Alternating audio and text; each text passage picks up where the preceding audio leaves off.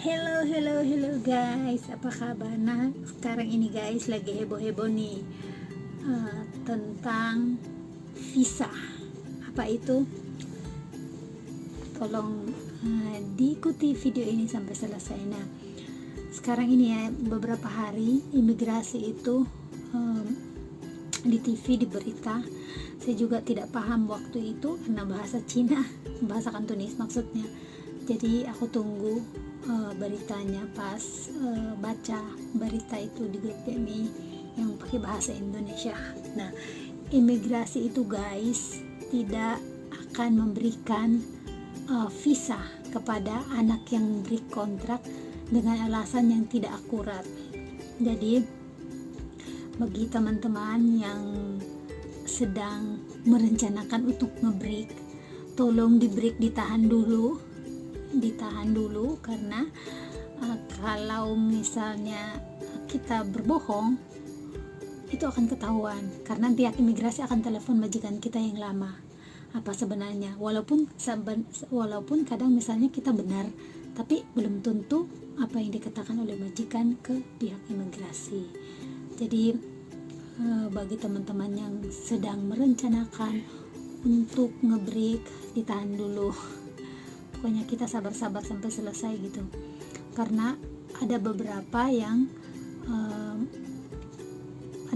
alasan yang mungkin migrasi menganggap itu akurat ya, seperti majikannya tidak ngasih gaji atau tidak mampu ngajiin lagi, terus majikannya mau ke luar negeri, majikannya meninggal, itu masih bisa turun visa.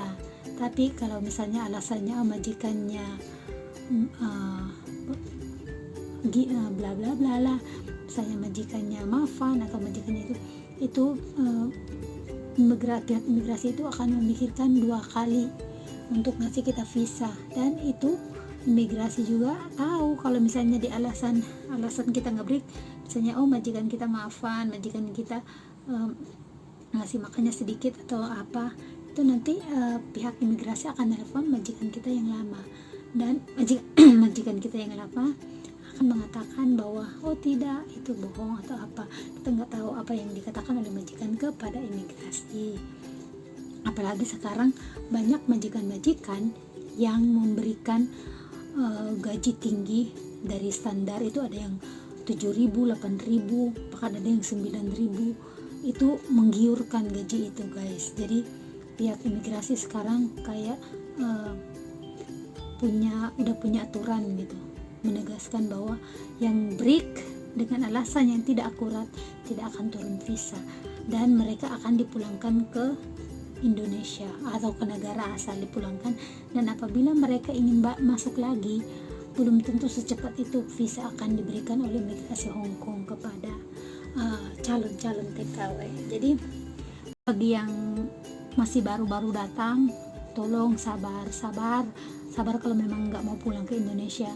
Sabar dulu, jangan ngebreak, usahakan kita bisa tahan di majikan itu, usahakan saja gitu, agar supaya kita masih bisa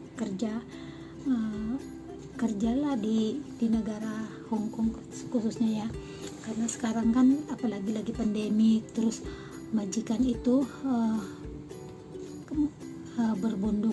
bukan berbondong-bondong sih, kayak berlomba-lomba naik gaji, perlu TKW ini atau CC ini dengan gaji sekian, dengan gaji yang menggiurkan gitu, 6.000, 7.000, rata-rata sih 5.500 gitu ya.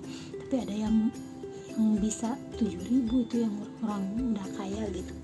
Jadi jangan kita tergiur itu sampai kita ngebreak dan kita punya alasan yang menurut imigrasi itu tidak masuk, maksudnya alasan itu tidak akurat bagi imigrasi. Jadi kita bisa hanya pulang ke Indonesia.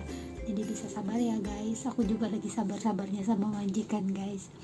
Kita sama tetap berjuang di negara orang. Jadi kita harus ikuti peraturan pemerintah, peraturan imigrasi. Pokoknya kita di luar negeri, bukan di negara kita sendiri. Itu aja ya.